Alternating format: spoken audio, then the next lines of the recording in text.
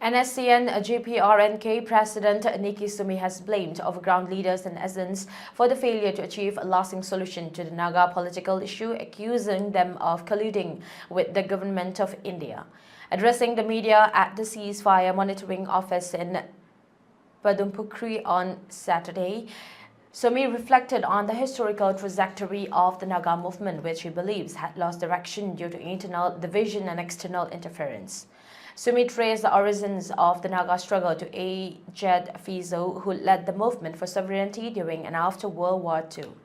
He questioned whether Fizo's decision to align with the Japanese and later seek asylum in London contributed to the loss of momentum in the fight for independence.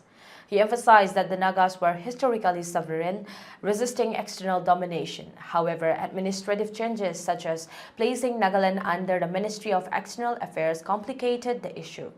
Although statehood brought certain benefits, Sumi acknowledged that the Naga community remains divided over whether this have been substantial. Highlighting past political milestones, Sumi criticized the role of overground intellectual leaders in the breakdown of early peace talks and agreements like the 1975 Shillong Accord.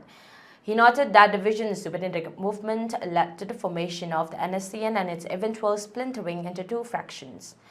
Today, the Naga struggle is caught between two agreements, the Agreed Position AP and the Framework Agreement, and Sumi called for a united solution to reconcile the two.